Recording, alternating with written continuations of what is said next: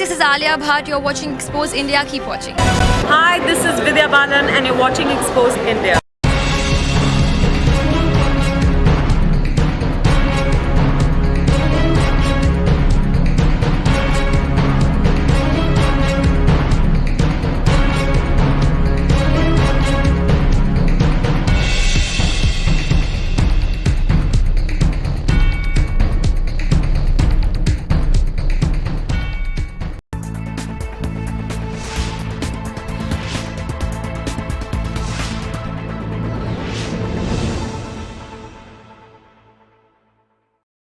नमस्कार, आप देख रहे हैं एक्सपोज फॉर इंडिया न्यूज और मैं हूं आपके साथ पिंकी कालानी। रुक करते हैं आज की खबरों की।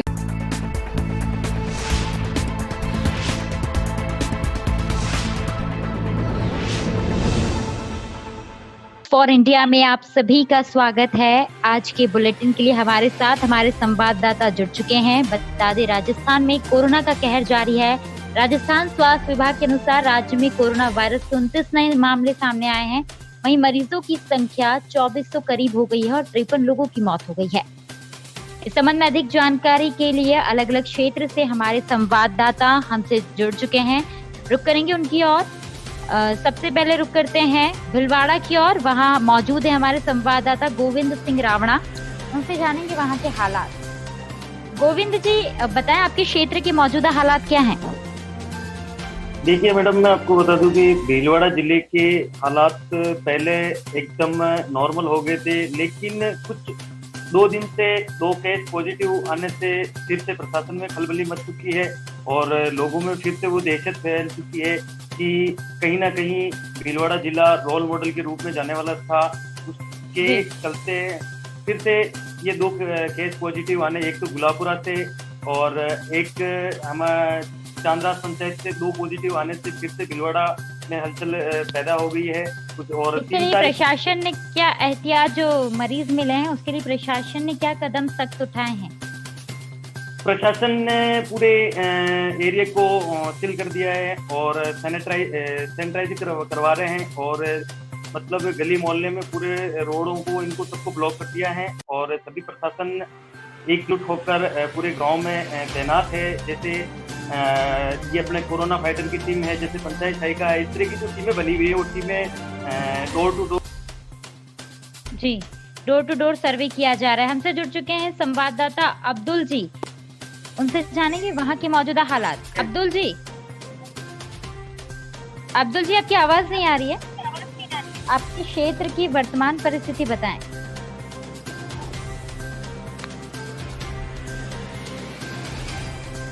अब्दुल जी, आपकी आवाज नहीं हम तक पहुंच पा रही है।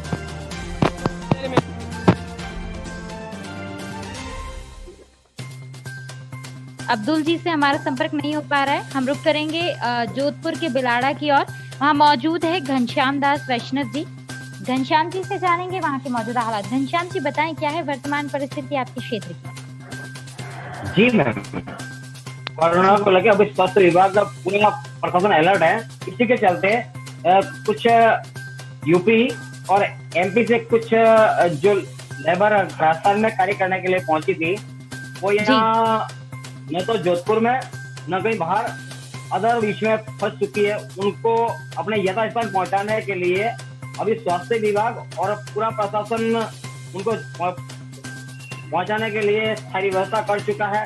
लेकिन इसमें देखा जाए तो स्वास्थ्य विभाग भी कुछ लापरवाही कर रहा है, जैसे कि उनकी एक मेंबर की भी बिना स्क्रीनिंग किए यहाँ से भेज देते हैं। जी, स्क्रीनिंग करना जरूरी है ऐसे में जहाँ संक्रमण फैल रहा है। घनश्याम से बात करें कोरोना वायरस को लेकर, तो आपके क्षेत्र में क्या अभी एहतियात बढ़ा दिए हैं? जो आंकड़े बढ़ रहे हैं राजस्थान में, उसे लेकर। जी मैम, यदि बात करते हैं जोधपुर जिला ग्रामीण की, तो ग्रामीण में अभी तक ऐसा कोई संक्रमण व्यक्ति नहीं मिला है। जी, यानी पूरे एहतियात रखा जा रहा है।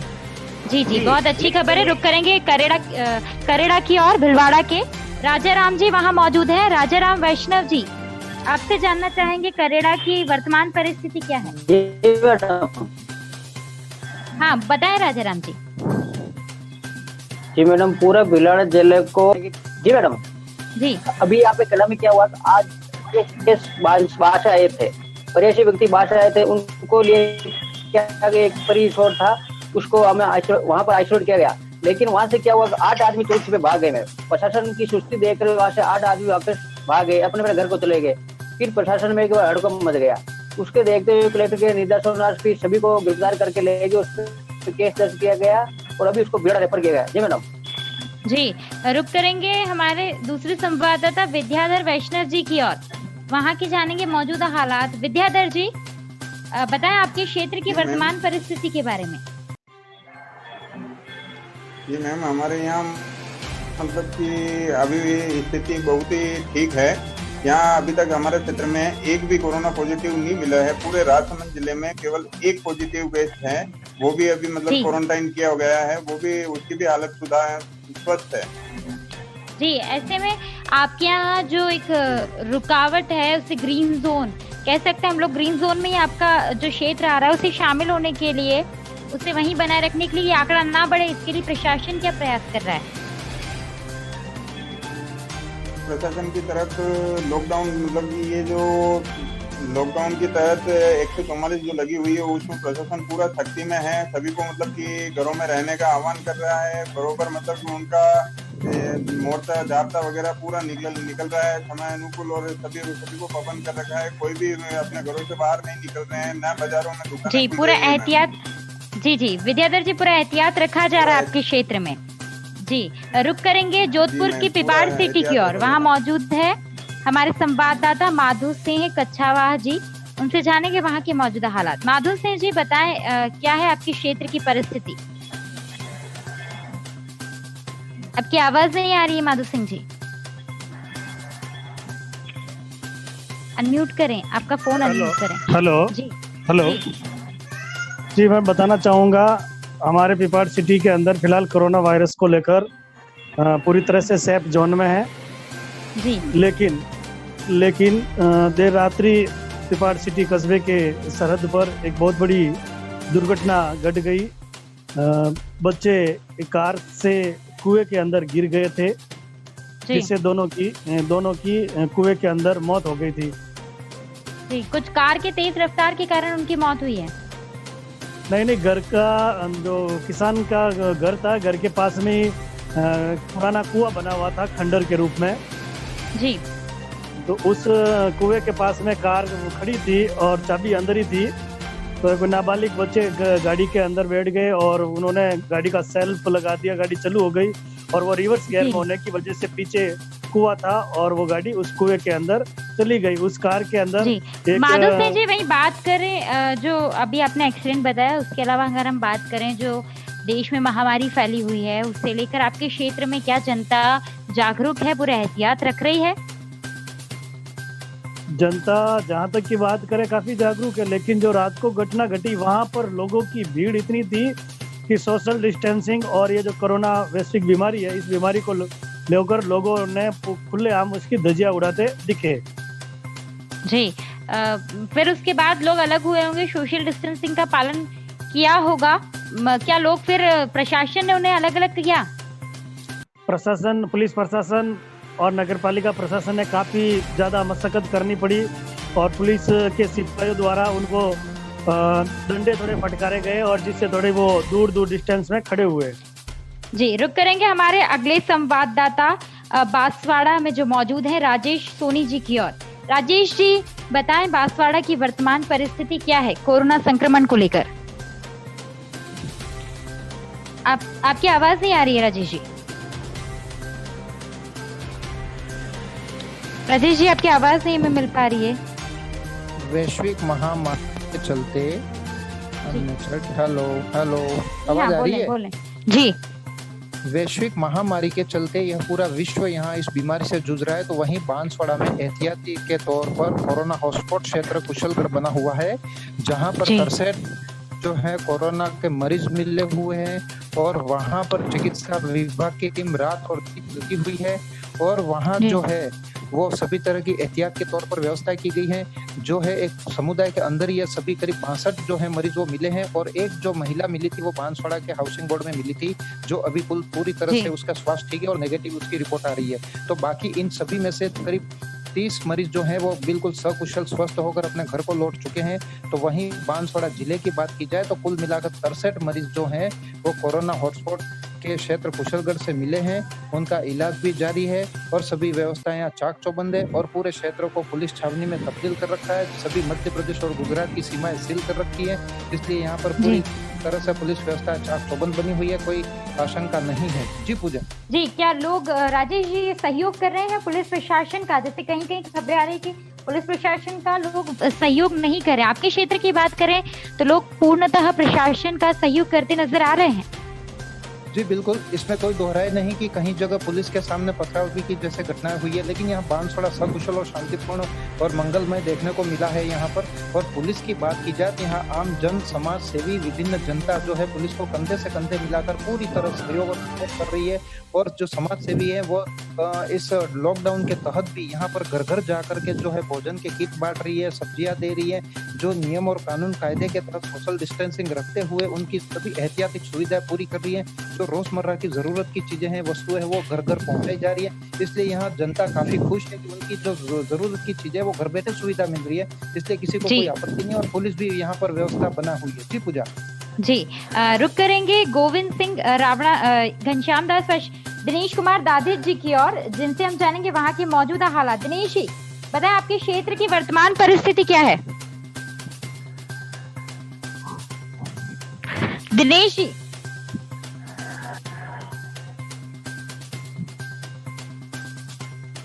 जी से हमारा संपर्क नहीं हो पा रहा है। चंद्र प्रकाश सेन जी, आप बताएं कि आपके क्षेत्र के मौजूदा हालात क्या हैं? चंद्र प्रकाश जी, चंद्र प्रकाश जी से हमारा संपर्क नहीं हो पा रहा है। राजा राम जी, आपसे जानना चाहेंगे कि जो आपके क्षेत्र में जो मौजूद मजदूर हैं या जो मजदूर सामने आए हैं, बाहर के लोग हैं जो सामने आए हैं, क्या वो अपने क्षेत्र में जाने के लिए प्रशासन से कुछ अपील कर रहे हैं ताकि प्रशासन को भेज सके? जी मैडम, अपील तो कर रहे हैं, लेकिन अभी क्या उनकी जो बाहर से व्यक्ति है उनको लाया जा रहा है। जो यहाँ पे व्यक्ति है, जैसे गुजरात का भी है, एमपी का है, उत्तर प्रदेश का भी है, लेकिन उनको बाद में ले जाया जाएगा। वो संख्या कम है और बाहर से यहाँ पर आने के लिए संख्या बहुत ज्यादा है। तो उसके लिए जो सरकारी बसें लगाई गई और यहाँ पे आज कलेक्टर राजेंद्र भट्ट के निर्देशों हर पंचायत मुख्यालय पर जितने भी विद्यालय है उनको क्वारंटाइन सेंटर बनाया गया है, क्योंकि बाहर से आने वाले व्यक्ति बहुत ज्यादा हो गए हैं। इसलिए सभी पंचायत क्षेत्र तक। जी मैडम जी, रुक करेंगे ओसिया की ओर, वहाँ मौजूद है हरीश ओझा जी। हरीश जी, आपसे जानना चाहेंगे आपके क्षेत्र के हालात क्या हैं मौजूदा? जी, ओसिया के हालात जी अभी नॉर्मल बने हुए हैं, कोई भी हताहत का माहौल नहीं हो रहा है। जो डेंजर जोन में है, जोधपुर नजदीक होने के कारण अभी ओसिया ग्रीन जोन में है, तो सभी लोग अपने घरों में हैं। सभी लोग इसी आशा से बैठे हैं कि 3 मई तक का लॉकडाउन खुल जाएगा तो हम अपनी दुकानों पे जा सकेंगे, वापस काम कर सकेंगे। जी जी, क्या आपके क्षेत्र में जहां ग्रीन जोन है तो कुछ दुकानों को खोलने की छूट दी गई है हरीश जी? जी हाँ पूजा जी, इधर ओसिया के अंदर बिल्डिंग मटेरियल और लाइट इलेक्ट्रिक का जो भी सामान उपलब्ध करा सकते हैं वो दुकानें, और जो आपातकालीन वाली दुकानें खुली है उनको जो बंद है उनको भी वापस खुलने के लिए आदेश दिए गए। जी, रुक करेंगे राजेश चौहान जी की ओर। राजेश जी बताएं आपके क्षेत्र के वर्तमान हालात। जी मैम, मैं बताना चाहूँगा, आज शहर के अंदर ब्लड डोनेशन का कैंप लगा था जी माँ भारती की तरफ से। उसमें सभी विकलांग बच्चों ने व सभी लोगों ने समथिंग 50 के समथिंग लोगों ने ब्लड डोनेशन किया, जिसमें पूर्व विधायक, उपखंड अधिकारी व पुलिस उप अधीक्षक ब्रजमोहन जी शामिल थे। जी मैम जी, वहीं बात करें एहतियात को लेकर, कोरोना संक्रमण को लेकर आपके यहाँ क्या चाक चौबंद व्यवस्था की गई है कोरोना संक्रमण को लेकर, ताकि आंकड़ा जो बढ़ रहा है वो कम हो, उसमें कुछ कमी देखने को मिले?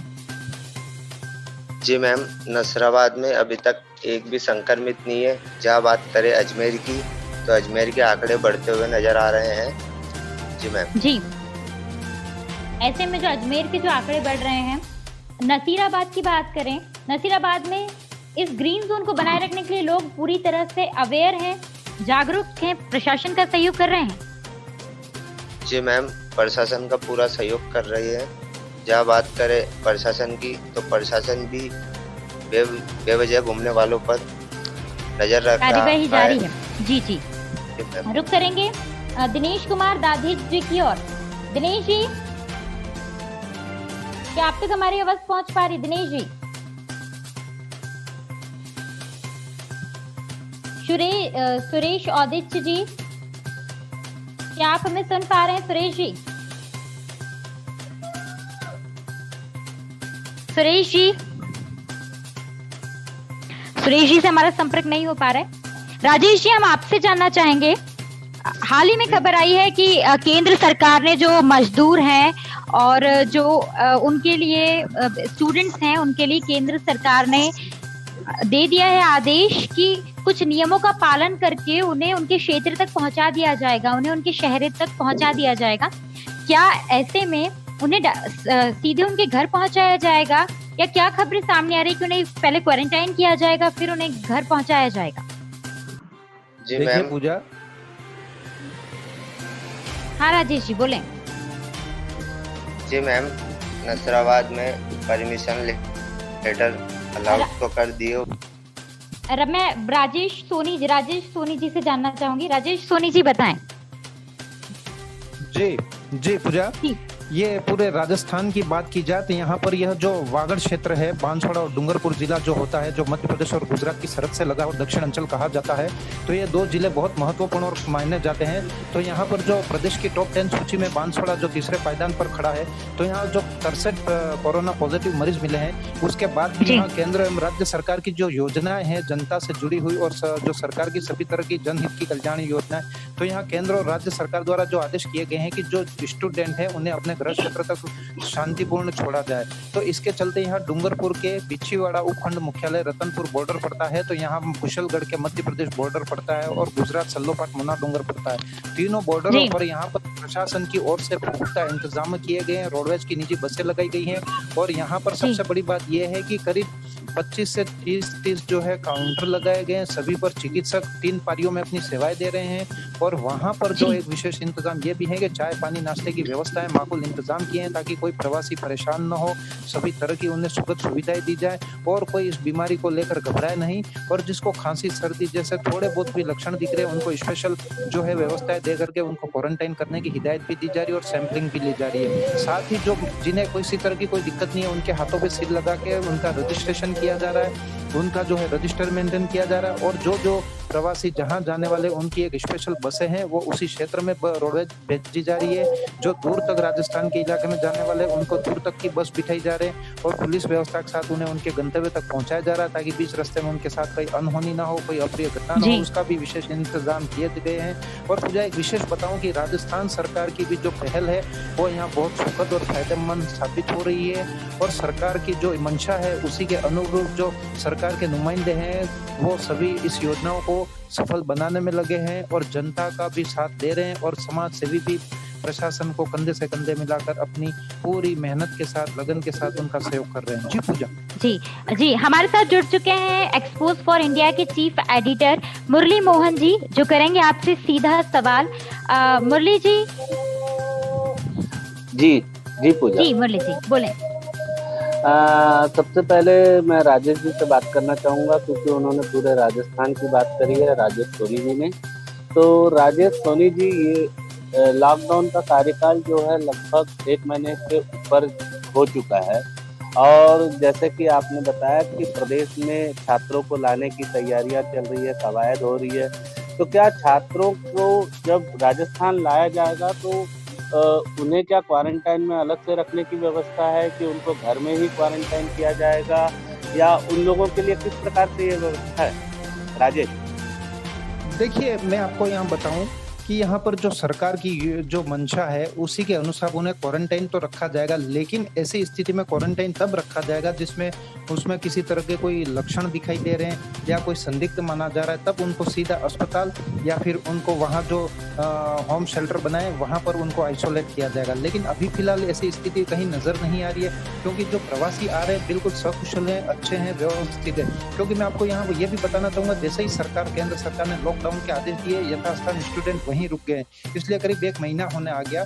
अगर कहीं कोई लक्षण होते, कोई मरीज दिखाई देते तो अब तक शायद वहाँ के क्षेत्रीय अस्पतालों में पहुंच जाते, लेकिन वो मरीज नहीं है, सकुशल हैं, व्यवस्थित हैं, इसीलिए यहाँ तक वो प्रवासी अब आनंद के साथ में वापस अपने गंतव्य को पहुंच रहे हैं। और प्रशासन की जो व्यवस्था है, माकूल इंतजाम है, उसके तहत उसी क्रम में राजेश जी, जैसा कि काला बाजारी की बातें सामने आ रही है, महीने भर से दुकानें बंद थी और जो गुटखा, तंबाकू या फिर कोई छोटे सामान हैं, जो छोटे दुकानदार हैं, वो डबल रेट पे बेच रहे हैं, ये खबरें बाहर आ रही है। ये इसको आप किस रूप में देख रहे हैं? देखिए, ये समय की नजाकत है और इस तरह की कालाबाजारी करने वालों के लिए तो सरकार हालांकि कानून के तहत कार्रवाई कर ही रही है, पर बांसवाड़ा में इस तरह के 2-3 मामले सामने आ चुके हैं। वहीं मैं एक छोटा सा उदाहरण देना चाहूंगा। अभी कुछ ही 3 दिन पहले ही एक मामला हुआ था कि यहाँ पर जो है व्यापारी संगठन का एसोसिएशन का अध्यक्ष है हिरण शंभू, उन्होंने भी यहाँ पर कालाबाजारी के तहत उन्होंने गुटखा व्यवसायी है जो बड़ी भारी मात्रा में उनके गोदाम को सील किया गया और माल भी जब्त पुलिस ने किया है। खास बात यह रही कि एक व्यक्ति वहां से कुछ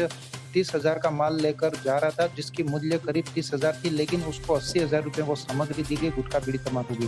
पुलिस ने उसको पकड़ा तो वहां से उसके द्वारा सीधे गोदाम पर पहुंचे, गोदाम को सील कर दिया। जी पूजा, अभी तक आपने देखा जैसे कि अपन राजस्थान के सभी रिपोर्टरों से संवाद किया है आपने सीधे, और हम लोगों को ये बातें सामने आई है कि जो छात्र लाने की कवायद चल रही है, लेकिन देश में अभी तक जो राज्य छात्रों को लेकर आए, जैसे कि अभी छत्तीसगढ़ में हाल ही में कोटा से छात्र पहुंचे हुए थे, लेकिन वो अब क्वारंटाइन में रहना नहीं चाह रहे हैं, क्योंकि प्रशासन जो है उतनी तैयारी नहीं करके दी है। जो क्वारंटाइन में रह रहे हैं छात्र, जो उनके पालकों का ये मानना है जैसे कि कोटा में ही अच्छे थे। तो कुल मिला के ये है कि अब ये स्थिति हो गई है कि इस स्थिति में अगर छात्रों को लाया जाता है और 15 दिन क्वारंटाइन में रखती है सरकार अपने तरफ से, या फिर घर जाते हैं, दोनों ही पक्षों में दिक्कतें बहुत सामना करना पड़ेगा। पूजा, बिल्कुल, जो केंद्र सरकार के आदेश आए हैं उसमें कहीं ना कहीं नियमों को पालन करके मुरली जी फिर आगे भेजा जाए। क्या लगता है आपको कि जो लोग अब केंद्र सरकार हाँ पूजा, मैं वही बता रहा हूँ कि अब जो समय हो चुका है, क्योंकि देखिए 3 मई को लॉकडाउन खुलना है जी, ठीक है, और 3 मई को जब लॉकडाउन खुलेगा और अब इस स्थिति में छात्र आता है, फिर उसके बाद स्थानीय राज्य सरकार जो है अपने देखरेख में क्वारंटाइन करती है, तो फिर उसे 15 दिन का व्यतीत करना होगा उस क्वारंटाइन टाइम को कंप्लीट करने के लिए। तो वो क्वारंटाइन टाइम करेगा कंप्लीट, तो वो ऐसे भी लॉकडाउन ओपन हो जाएगा। तो अब स्थिति ये नहीं रही कि अब छात्रों को लाना है या मजदूरों को लाना है, वो समय बीत चुका जो पहले होना था। अब जो है मुझे लगता है कि लॉकडाउन के समय सीमा हो सकता है प्रधानमंत्री जी बढ़ाएं 10 दिन का, और 10 दिन 15 दिन की बात है। अब जैसे भी हो, जहाँ पे जो व्यक्ति है वो वहीं रहे तो ज्यादा उचित होगा, ऐसा मानना है। और रही बात कालाबाजारी की, जो बातें सामने आ रही थी पूजा, ये बहुत बड़ी चुनौती बन के उभरी है कोरोना में, क्योंकि दुकानें बंद है और छोटे दुकानदारों से ग्राहक इसलिए ले लेते हैं ज्यादा कीमत पर, क्योंकि उनका भी कहना यह है कि ऊपर से माल नहीं है, तो आदमी की जरूरत तो पूरी करनी है। तो इसमें भी अगर प्रशासन थोड़ा सा ध्यान दे कालाबाजारी को रोकने के लिए, उसकी ज्यादा सख्त जरूरत है पूजा।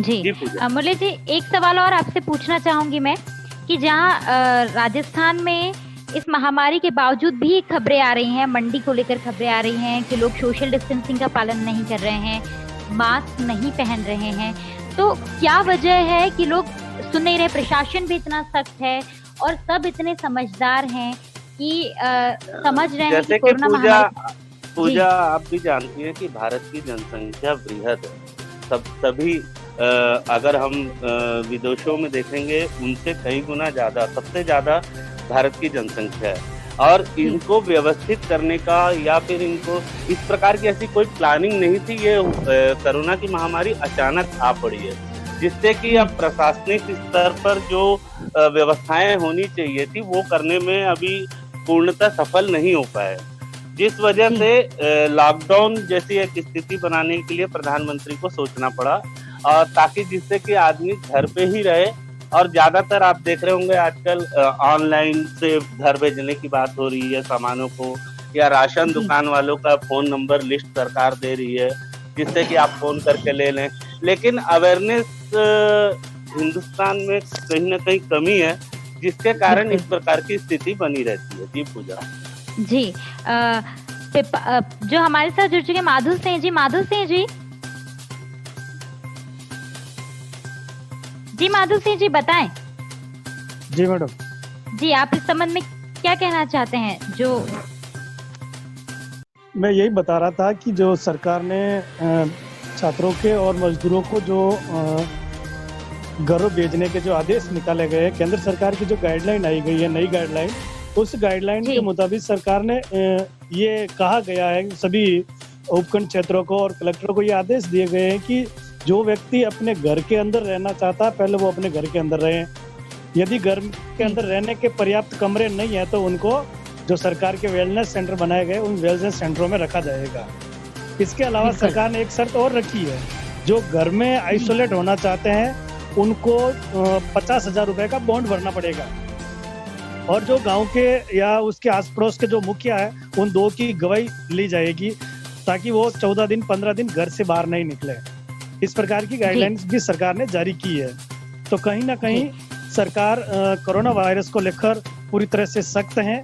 और जैसे काला बाजारी की बात आई तो हमारे यहाँ जोधपुर में भी काला बाजारी कोई कम नहीं है।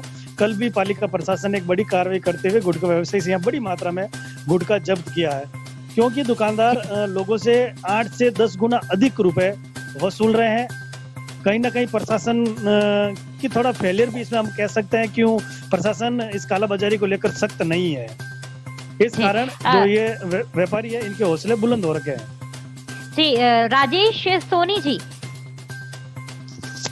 सोनी जी आपसे जानना चाहेंगे कि जनता में जो अवेयरनेस है आपके क्षेत्र में, क्या जो मास्क अनिवार्य कर दिया गया है, क्या आपके क्षेत्र में जनता मास्क लगाकर ही नजर आ रही है? खाद्यान्न सामग्री की बात करें तो क्या पूर्ण रूप से सब लोगों को अवेलेबल हो पा रही है खाद्यान्न सामग्री?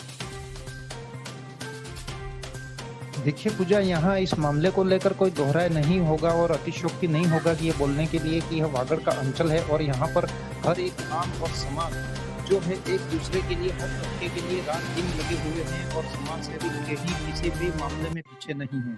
इसलिए रही बात मास्क की, तो यहाँ बच्चे से लेके बड़े बुजुर्ग और प्रशासनिक सभी कर्मचारी सोशल डिस्टेंसिंग और मास्क का 100% उपयोग कर रहे हैं। और यहाँ पर एक बात मैं आपको बताना चाहूँगा, सबसे बड़ी और अच्छी बात है कि एक पहल की है यहाँ पेट्रोल पंप वालों ने कि जो व्यक्ति सोशल डिस्टेंसिंग का पालन नहीं करेगा उसे पेट्रोल नहीं देंगे, उसके अलावा मास्क नहीं लगा के आएगा उसको रवाना कर दिया जाएगा, यानी कि पेट्रोल नहीं देंगे। इसी तरह यहाँ जो महत्वपूर्ण जरूरी काम की दुकानें हैं बाजार में वो भी खुली हैं, तो उनका भी एक ही संगठन है कि जो मास्क और सोशल डिस्टेंसिंग का उपयोग नहीं करेगा उसे तत्काल यहाँ से रवाना करके पुलिस के हवाले किया। राजेश जी बिल्कुल, समय की कमी के कारण मैं आपको रोकना चाहूंगी। आप सभी का धन्यवाद हमसे जुड़ने के लिए, हमें अपने अपने क्षेत्र की जानकारी देने के लिए। एक्सपोज फॉर इंडिया पुनः सभी से अपील करता है कि घर में रहें, सतर्क रहें और इस कोरोना की संक्रमण की चेन को तोड़ने में मदद करें।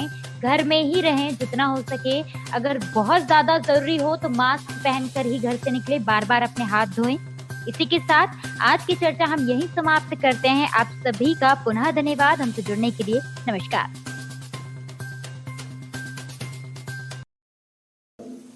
फिलहाल आज की खबरों में बस इतना ही। ताजा खबरों के देखते रहिए एक्सपोज फॉर इंडिया न्यूज। नमस्कार।